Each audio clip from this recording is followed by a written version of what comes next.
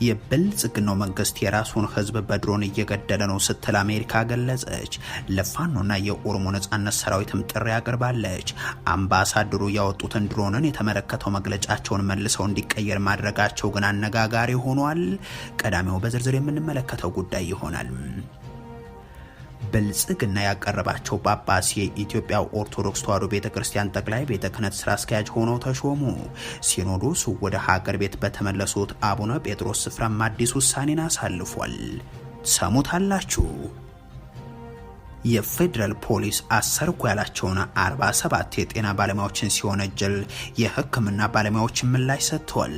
የመንግስት የማባረር የማሰርና የዛቻ ዘመቻም እንደዚሁም የጤና ባለሙያዎች አድማ አሁንም እንደቀጠለ ይገኛል። እንመለከተዋለን። በአማራ ክልል ውጊያው ሲቀጥል በተለይም በጎንደር ቀጠና ጠንካራ ዘመቻ መደረጉ ታውቋል። ጀነራሉ ፋኖ ፈርሷል ሲሉ የፋኖ አመራሩ ደግሞ እየፈረሰ ያለው የብልጽግና ስርዓት ነው በማለት ይናገራሉ። ይህንንም ትሰማላችሁ። በትግራይ ክልል ሽረ በረሃብ የሞቱ ተፈናቃዮች አሃዝ 992 መድረሱ ተሰማም። ይህ በእንዲህ እንዳለ በሱዳን በሚገኙ የትግራይ ተወላጅ ተፈናቃዮች ካምፕ ላይ በደረሰ የእሳት ቃጠሎም በርካታ ቤቶች መውደማቸው ታውቋል። ተጨማሪ ያለን። የብልጽግናው ቴሌቪዥን ጣቢያ በገንዘብ እጥረት ሳቢያ ስርጭቱ ተቋርጦ እንደነበረ ተነገረም። የሰራተኞቹ ያለፈው ወር ደሞዝም እስካሁን እንዳልተከፈለ ታውቋል። ሌላኛው መረጃችን ነው። ሱዳን በጦርነት ላይ የኬሚካል ጦር መሳሪያ ተጠቅማለች በማለት አሜሪካ ገደብ ጣለች። የተወደዳችሁ የኢትዮ ፎረም ቤተሰቦች አብራችሁን ስትቆዩ እነዚህንና ሌሎችንም መረጃዎችን ታደምጣላችሁ። ሰናይ ቆይታ ይሆንላችሁ።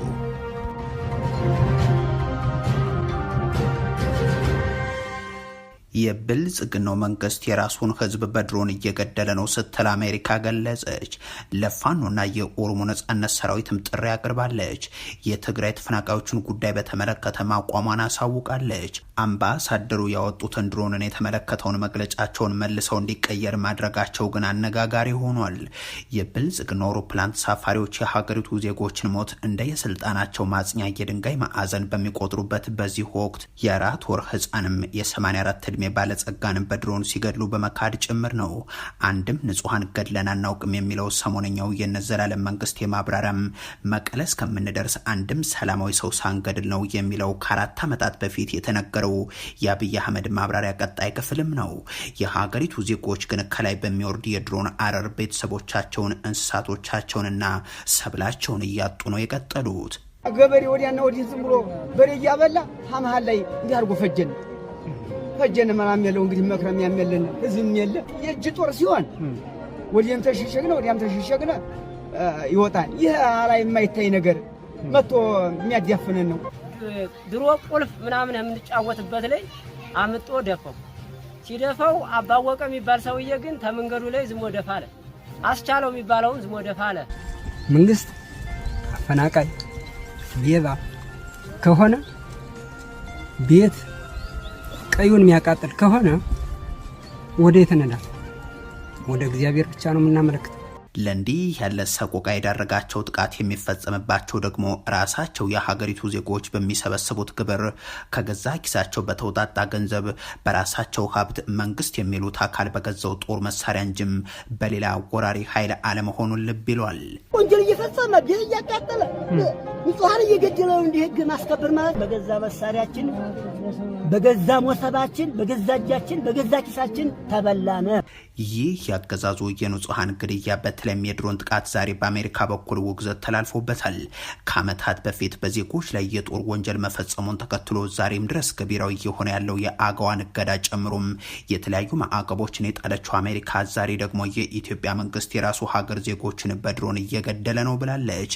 በኢትዮጵያ የአሜሪካ አምባሳደር መንግስት በራሱ ህዝብ ላይ የሚፈጽማቸው የድሮን ጥቃቶች በአፋጣኝ እንዲያቆም ሲሉም ጠይቀዋል። አስገራሚው ነገር ግን ይህን የአሜሪካ ኤምባሲ የድሮን ጉዳይን የተመለከተው መግለጫ ቢቢሲን ጨምሮ የተለያዩ ዓለም አቀፍ የመገናኛ ብዙሃን ሳይቀር ከዘገቡት በኋላ አምባሳደር ኤርቪን ማሲንጋ እንደገና እንዲስተካከል ማድረጋቸው ነው። የሆነ ሆኖ የአሜሪካ ኤምባሲ ይፋ ያደረገው መግለጫው ኢትዮጵያ በርስ በርስ ጦርነቶች ውስጥ በሌላ ዓመትም እየተሸጋገረች ስለመሆኑ ያብራራል። እነዚህ ግጭቶችና የእርስ በርስ ጦርነቱ በኢትዮጵያ ሕዝብ ላይ ያላቸው ተጽዕኖ መለስ ብሎ ማሰብ አስፈላጊ እንደሆነም ሰፍሯል። ሕዝቡን ለማስቀደም ጊዜው አሁን ነው ያሉት አምባሳደር ማሲንጋም ይህንን ለማድረግ ለኢትዮጵያ ውስጣዊ ግጭቶች ዘላቂ መፍትሄን መተግበር እንደሚያስፈልግም አብራርቷል። ሰላምና መረጋጋትን ለመምረጥ ጊዜው አሁን ነው በማለትም አክሏል። አምባሳደር ማሲንጋ በዛሬው መልእክታቸው በአማራና ኦሮሚያ ክልሎች ነፍጥ በማንሳት እየታገሉ ያሉ የፋኖ ኃይሎችና የኦሮሞ ነጻነት ሰራዊትንም ጥሪ አቅርበውላቸዋል። ለፋኖ ኃይሎች ባሰፈሩት መልእክትም አሜሪካ ፋኖ ከተጨባጭና ሰላማዊ ዓላማዎች ጋር ወደፊት እንዲመጣ ጥሪ ታቀርባለች ብለዋል። ቀጥለውም በኦሮሚያ የሚካሄደው ጦርነትን ለማቆም የኦሮሞ ነጻነት ሰራዊት ድርድሮችን እንዲቀጥል ጥሪ እናቀርባለን ሲሉ ለሌላኛው ታጣቂ ቡድን መልእክታቸውን አስተላልፈዋል። ወደ ትግራይ ክልል ከሰሞኑ ተጉዘው በሽረ ከተማ ከክልሉ አመራሮች ጋር የተወያዩት አምባሳደሩ ተፈናቃዮችን የተመለከተውን ቀውስም አንስተዋል። የተፈናቀሉ ሰዎች ወደ ቤታቸው እንዲመለሱ ማድረግ እንደዚሁም ህጻናት ትምህርታቸውን እንዲከታተሉና የጤና ተቋማትን እንዲያገኙ ማድረግ አስፈላጊ እርምጃዎች እንደሆኑ ጠቅሰዋል። በኢትዮጵያ የትጥቅ ትግል አካል እንደሆነ በማስመሰል እየተንሰራፋው ህገወጥነት ማብቃት አለበትም ብለዋል። ሀገሩ ታሪካዊ ሰላም ላይ ነው የሚሉት ብልጽግናዎች የሚሆን ጫካ ገብተው የሚታገሉ ኃይሎች ይህንን ጥሪ በተመለከተ እስካሁን ያሉት ነገር የለም። ነገር ግን ባለፈው ዓመት አምባሳደሩ የዜጎች በህይወት የመኖር መብት በኢትዮጵያ ተጥሷል ማለታቸውን ተከትሎ አገዛዙ በውጭ ጉዳይ መስሪያ ቤቱ በኩል ያልጠየቅነውትን ምክር ሰጥተዋል በማለት ነበር ምላሽ የሰጡም። ብልጽግና ያቀረባቸው ጳጳስ የኢትዮጵያ ኦርቶዶክስ ተዋሕዶ ቤተክርስቲያን ጠቅላይ ቤተ ክህነት ስራ አስኪያጅ ሆነው ተሾሙ። ሲኖዶስ ወደ ሀገር ቤት በተመለሱት አቡነ ጴጥሮስ ስፍራም አዲስ ውሳኔ አሳልፏል። ላለፉት ተከታታይ ሳምንታት አገዛዙ ታማኝ ጳጳሳቱን ሹመት ለመስጠት በቤተ ክርስቲያኑ ሲያከናውናቸው የቆዩ ተግባራትን ኢትዮ ፎረም በተደጋጋሚ መዘገቡ ይታወሳል። በተለይም አቡነ አብርሃም የነበሩበት የጠቅላይ ቤተ ክህነቱ ስራ አስኪያጅነት ስፍራ እንዲሁም አቡነ ጴጥሮስ በብልጽግና ወደ ሀገር ቤት እንዳይገቡ ከመከልከላቸው አስቀድሞ የነበሩበት የሲኖዶሱ ዋና ስራ አስፈጻሚነት ስፍራዎችን በተመለከተም ብልጽግና ወደ ሀገር ቤት በሆደ ሰፊነት እንዲገቡ ፈቀድኩላቸው ካላቸው ጳጳሳት መካከል የአቡነ ጴጥሮስ የስራ ኃላፊነት በዘንድሮ ዓመት የሚጠናቀቅ የጠቅላይ ቤተ ክህነቱ ስራ አስኪያጅ አቡነ አብርሃም ኃላፊነታቸውን በዚህ ጉባኤ የሚያበቃ መሆኑ የሚታወቅ ቢሆንም አገዛዙ ወደ ሀገር ቤት እንዲገቡ ሲያደርግ ግን ቅድመ ሁኔታዎችን አስቀምጦም ነበር። ሲካሄድ በሰነበተው የሲኖዶሱ ጉባኤ መንግስት የሚፈልጋቸው ጳጳሳት ለቤተ ክህነት ስራ አስኪያጅነትና ለሲኖዶሱ ዋና ጸሐፊነት እንዲመረጡ ለማድረግም የሲኖዶሱ አባላት እንዲተባበሩ የሚል ቅድመ ሁኔታን በማስቀመጥ በዚህም መሰረት ዛሬ ሲኖዶሱ አስቀድሞ የተገመተውና ኢትዮ ፎረምን በተከታታይ የዘገበው ሹመት ይፋ ሆኗል። ከ3 ዓመት በፊት የራሳቸውን ሲኖዶስ ለመመስረት ሲንቀሳቀሱ የነበሩት አቡነ ሳዊሮስ አቡነ አብርሃምን በመተካት የመንበረ ፓትርያርኩ ጠቅላይ ቤተ ክህነት ጽሕፈት ቤት ዋና ስራ አስኪያጅ ማድረጉን ሲኖዶሱ ይፋ አድርጓል። አቡነ ሳዊሮስ ባሳለፍነው ጥቅምት ወር በነበረ ጉባኤ ላይ ያኔ እንዳባረራችሁን አሁን እናንተን አባረን ይህንን ቤተ ክህነትኛ እንቆጣጠረዋለን ሲሉ መናገራቸው የሚዘነጋም አይሆንም።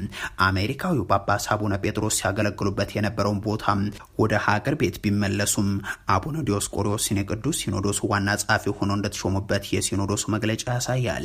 ሌላኛው አነጋጋሪ ውሳኔ የአዲስ አበባ ሀገረ ስብከት ጉዳይ ሲሆን ከብልሹ አሰራርና ሙስና ጋር በተያያዘ ላለፉት ተከታታይ ጊዜያት የነበረው ውዝግብም የሚታወቅ ነው። በዚህ መሰረት አቡነ ሕርያቆስን የሀዲያ ሀገረ ስብከትን እንዲያዙ የአዲስ አበባ ሀገረ ስብከት ሊቀ ጳጳስ እንዲሆኑ መመደባቸው ተመላክቷል። አቡነ ሄኖክ የደቡብ አፍሪካ ሀገረ ስብከት ሊቀ ጳጳስ ሆነዋል ይላል መግለጫው። አቡነ ናትናኤል ዘኮሎራዶን የቅድስት ሀገር ኢየሩሳሌም ገዳማት ሊቀ ጳጳስ፣ አቡነ ናትናኤልን ሚኒሶታን እንደያዙ የኮሎራዶ ሀገረ ስብከትን እንዲመሩ፣ አቡነ ዕንባቆምን የገዳማት መምሪያ ሊቀ ጳጳስ ሆነው እንዲመሩ፣ አቡነ ሙሴ አውስትራሊያን እንደያዙ የግቢ ቅዱስ ገብርኤልና የበዓታ ለማርያም ገዳም ሊቀ ጳጳስ ሆነው እንዲመሩ መወሰኑም ተብራርቷል። በአማራ ክልል ውጊያው ሲቀጥል በተለይም በጎንደር ቀጠና ጠንካራ ዘመቻ መደረጉ ታውቋል። ጀነራሉ ፋኖ ፈርሷል ሲሉ የፋኖ አመራሩ ደግሞ እየፈረሰ ያለው የብልጽግናው ስርዓት ነው በማለት ይናገራሉ። የአማራ ክልሉ ጦርነት 2 ዓመት ሊሞላው ሳምንታት በቀሩበት በአሁኑ ወቅት የፕሮፓጋንዳውን ባውደ ውጊያውም ያለው ሁነት ግን መሻሻልን ያሳየ አይደለም። ትናንትና ከትናንት በስቲያ በተለይም በሰሜናዊ ጎንደር የተለያዩ ስፍራዎች የተከፈተው ጠንካራ ዘመቻ የዚህ ማሳያ ነው። አርማጭሆ፣ ጠገዴ፣ ዳባት፣ ወገራ፣ አጅሪ፣ ጃኖራ፣ ጥራሂና፣ ዛሪማ ተብሎ በሚጠሩ አካባቢዎች በርካታ ሰራዊት በማሰማራት በፋኖ ኃይሎች መገኛዎች ላይ የተከፈተው ዘመቻን ተከትሎ ነው ውጊያው የተቀሰቀሰው። በርካታ ቦታዎችን በሸፈነው በዚህ ውጊያ የደረሰው ሰብአዊ ጉዳትም ከፍተኛ የሚባል መሆኑ ታውቋል። የፋኖ ኃይሎች በእነዚህ ቀጠናዎች ከሚደረገው ውጊያ ባሻገር እንደ ዳባት እና አምባ ጊዮርጊስ ባሉ ከተሞች ውስጥ በመግባትም ጥቃቶችን ማድረሳቸውን ይፋ አድርጓል። በሰሜን ጎንደር ብቻ ሳይሆን በደቡባዊ ጎንደር እብናት እንደዚሁም ሊቦ ከምከም የተለያዩ አካባቢዎችም ትናንት የነበረው የተኩስ ልውውጥ ጠንካራ የሚባል ነው። በዚህ ነባራዊ ሁኔታ ነው እንግዲህ የምስራቅ እዝ አዛዡ ሌተናንት ጀነራል መሐመድ ተሰማ ፋኖ ፈርሷል፣ ተበትኗል የሚል ንግግር ሲያደርጉ የተደመጡት። በከፍተኛ ደረጃ ተዳክሟል ብቻ ሳይሆን እየተበታተነ እየፈረሰ ያለ ኃይል ነው። አደረጃጀቱ ፈርሷል።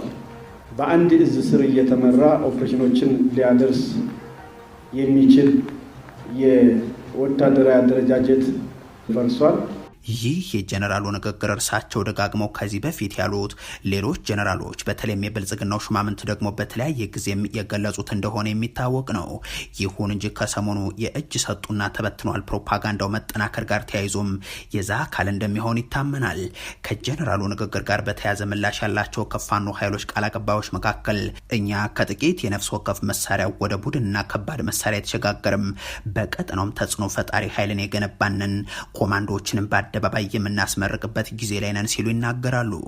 የህዝብ ድጋፋችን እንደውም እየጨመረ ነው። ከመቼውም በላይ ለህልው ነው የታጠቀው ፋኖና በታንክ ተደብቆ እየፈረሰ ያለ ካድሬና ጀነራል መካከል የዓላማ ልዩነት አለ፣ የአካሄድ ልዩነት አለ። የልብ መሬት ላይ ያለውን ነባራዊ ሀቅ በነ መሐመድ ተሰማ ወሬ በነረጋ ከበደ ተማጽኖ መቀየር አይቻልም። በአደባባይ ቀይ ቦኔታ ለብሰን እኮ ነው የምናስመርቀው እኛ። እሱ ከቦታ ቦታ ለማሸጋገር ግን በስንት መካናይዝድ መሳሪያ በአየር በሄሊኮፕተር በሚግ በድሮን ተከቦ ነው። የፌዴራል ፖሊስ አሰርኩ ያላቸውን 47 የጤና ባለሙያዎችን ሲወነጀል የሕክምና ባለሙያዎችን ምላሽ ሰጥቷል። የመንግስት የማባረርና የማሰር ዘመቻ እንደዚሁም የሕክምና ባለሙያዎች አድማ አሁንም እንደቀጠለ ይገኛል። በእርግጥ በመላ ሀገሪቱ የታሰሩ የተፈቱትን ጨምሮ የጤና ባለሙያዎች አሃዝ ከ120 በላይ ስለመሆኑ የንቅናቄው አስተባባሪዎች ይገልጻሉ። ዛሬም የጤና ባለሙያዎች አድማ ቀጥሎ ሲውል ሰርተን እንብላ በልተን እንስራ ያሉ ሐኪሞችን የፌዴራል ፖሊስ ደግሞ ትርምስ ፈጣሪዎች የሚል መግለጫ አውጥቶ ባቸዋል። በቁጥጥር ስር የዋልኩት 47 የጤና ባለሙያዎችን ነው ያለው የፌደራል ፖሊስ ሰሞኑን የጤና ባለሙያዎች ያነሱትን የመብት ጥያቄ ሽፋን በማድረግ በሀገራችን ትርምስ እንዲፈጠር ከሚሰሩ ኃይሎች ጋር በማበር ህገወጥ የስራ ማቆም አድማ በማድረግ በጤና ዘርፉ ላይ ሁከት በመፍጠርና የታካሚዎችን ህይወት አደጋ ላይ በመጣል በመጠርጠራቸው ነው ይላል። የደሞዝና የጥቅማ ጥቅም ጥያቄን እንደ ሽፋን በመጠቀም ህገወጥ የስራ ማቆም አድማ በማድረግ ሌሎችም ስራ እንዲያቆሙ ለአድማ በማነሳሳት የታካሚዎች ህይወት ለሞትና ለአደጋ እንዲጋለጥ በማድረግ ሁከትና ብጥብጥ በመፍጠር የተጠረጠሩ ናቸው ሲልም ያክላል። ተጠርጣሪዎቹ ባላቸው እነዚህ አካላት ላይ በተለያዩ የጤና ተቋማት የአድማ መረቦችን በመዘርጋት የጤና ባለሙያ ያልሆኑ አካላትን ነጭ ጋውን በማስለበስ የሆስፒታል ቅጥር ግቢ ውስጥ ገብተው ሁከት እንዲፈጥሩ በማድረግ ያልተገባ ወሬ በመንዛትና በተለያየ መንገድ ሰላማዊ የህክምና ሂደትን በማደናቀፍ የህሙማንና የጤና እርዳታ የሚያስፈልጋቸው ሰዎች ህይወት አደጋ ላይ እንዲወድቅ በማድረግ በመንግስት የህክምና አገልግሎትና ትምህርት በሚሰጥባቸው ተቋማት ሰላማዊ የመማር ማስተማር ሂደት እንዲስተጓጎል አድርገዋል ሲልም ይከሳል። ይህ የዛሬው የፌዴራል ፖሊስ መግለጫ የሀገሪቱ የጤና ባለሙያዎች መሰረታዊ ጥያቄን ፖለቲካዊ መልክ ለመስጠትና ለማዳፈን አገዛዙ የተጓዘበትን የእልህ ርቀት ከማሳየት ውጭ የተለየ አንደምታ የለውም። እነዚህ የህክምና ባለሙያዎች ከአድማቸው በፊት በተደጋጋሚ አስጠንቅቀው ለአመታትም ጥያቄያቸውን እየተራቡም ቢሆን እየሰሩ አቅርበው ምንም አታመጡም የሚል ምላሽ ከአገዛዙ በኩል ሲሰጣቸው የገቡበት ንቅናቄ እንደሆነ የአደባባይ ሀቅ ነውና የፖሊስን መግለጫ ተከትሎ የንቅናቄው አባላት አድማው አሁን ለጥያቄዎቻችን ብቻ ሳይሆን ለእኛ መብት ሲታገሉ ለታሰሩ ሐኪሞች ጭምር ነው ይበልጥ የሚጠናከር ይሆናል ብለዋል። የስራ ማቆም አድማ ሲደረግ የሚፈጠሩ ችግሮች ኃላፊነቱን የሚቀበለው በምክንያትና ውጤት መርህ የመብት ጥያቄ ያልመለሰው አሳሪ አካል መንግስት እንጂ የጤና ባለሙያዎች ሊሆኑ አይችሉም። ህገወጥ ስር በራሱ ወንጀል ነው። ፖሊስ ከዚህ አይነት መብት ጥያቄ ውስጥ ቀጥታ እጁን ማስገባቱም ሀገርን የሚጎዳ ስለሆነ ጥንቃቄ እንዲያደርግ እናሳስባለን ብለዋል። የብልጽግናው መንግስት ንቅናቄውን ለመቀልበስ እስር ብቻ አይደለም እያከናወነ ያለው፣ በአንዳንድ ተቋማት በታዘዙት መሰረትም ባለሙያዎችን አባረናል እያሉ ናቸው። ቅዱስ ጳውሎስ ሚኒሊክ ሕክምና ኮሌጅና ደብረ ታቦር የጤና መምሪያ ወዘተም ለዚህ አብነት የሚጠቀሱ ናቸው። የሀገሪቱ የጤና ባለሙያዎች ግን አሁን የተጀመረው እንቅስቃሴ መብትና የጤና ስርዓቱን መለወጥ አሊያም እስከናካቴው እንደተሰበረ እንዲቀጥል ማድረግ ነው አሁን ወይም መቼ በሚል አቋማቸው ጸንቷል። በመፍትሄነትም ሁነኛ ተወካዮቻችን ጋር መንግስት ቁጭ ብሎ ይነጋገር፣ ያሰራቸውን በአስቸኳይ ይፍታም፣ የቀረቡ ጥያቄዎች የሚመለሱበትን ቀነ ገደብ ያስቀምጥ የሚለውን አንስተዋል። በትግራይ ክልል ሽረ በረሃብ የሞቱ ተፈናቃዮች አሃዝ 992 መድረሱ ተነገረም። ይህ በእንዲህ እንዳለ በሱዳን የሚገኙ የትግራይ ተወላጅ ተፈናቃዮች ካምፕ ላይ በደረሰ የእሳት ቃጠሎ በርካታ ቤቶች መውደማቸው ታውቋል። የሰላም ስምምነቱ ከተፈረመ ዓመታት ቢያልፉም ዛሬም ወደ 1 ሚሊዮን የሚሆኑ ተፈናቃዮች በትግራይ በመጠለያ ካምፖች ውስጥ ናቸው። ረሃብ፣ የመድኃኒት እጦትና መጪው ጊዜ ክረምት መሆኑን ተከትሎ ተፈጥሯዊ አደጋ በእነዚህ ዜጎች ላይ ቀውስ ይዘው መጥቷል። በትግራይ ክልል ሽረ ከተማ በሚገኙ መጠለያ ጣቢያዎች ውስጥ የሚገኙ ተፈናቃዮች መካከል በአልሚ ምግብ እጥረትና በረሃብ ምክንያት የሞቱ ተፈናቃዮች አሃዝ 992 መድረሱን የኢትዮጵያ እንባ ጠባቂ ተቋም የትግራይ ክልል ቅርንጫፍ ጽሕፈት ቤት ይፋ አድርጓል። በመጠለያ ጣቢያዎች ውስጥ ከጥር 2015 እስከ 2016 ባለው አንድ ዓመት ጊዜ ውስጥ በረሃብና በሕክምና እጥረት ምክንያት 550 ሰዎች ህይወታቸው ማለፉን መዘገባችን ይታወሳል። የእንባ ጠባቂ ተቋሙ ቅርንጫፍ ኃላፊም በአንድ ዓመት ጊዜ ውስጥ የደረሰው የሰብአዊ ኪሳራ ተጠንቶ መጠናቀቁንና ቁጥሩም ከ550 ወደ 992 ከፍ ማለቱን አስረድተዋል። በአሁኑ ሰዓት በሽረ ከተማና በአካባቢው ከ250 ሺህ በላይ ተፈናቃይ በረሃብና በሽታ እየተሰቃየ ስለመሆኑ ጠቅሰው የሚመለከተው አካል ምላሽ እንዲሰጥበትም ነው ጥሪ ያቀረቡት። በአጠቃላይ በትግራይ ክልል ከሱዳን የተመለሱና ወደ ቀያቸው ተመልሰው በጸጥታ ችግር ምክንያት አይዲፒ በተባለ ተቋም ስር ያሉትን ሳይጨምር 970 ሺህ በላይ ተፈናቃዮች በችግር ውስጥ ናቸው።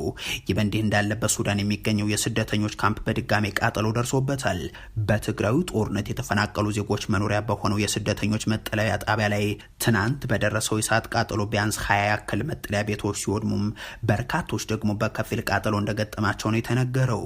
በመጠለያ ቤቶች ውስጥ ተቀጣጣይ እቃዎች መኖራቸውና በስፍራው የነበረው ከባድ ንፋስ እሳቱ እንዲባባስ እንዳደረገው የገለጹት የዓይን እማኞች በአደጋው የተጎዳ ሰው እንደሌለ ግን አስረድተዋል። ከዚህ በፊት በተከሰቱት የእሳት አደጋዎች ግን ህጻናትና እናቶች መሞታቸው የሚታወስ ነው።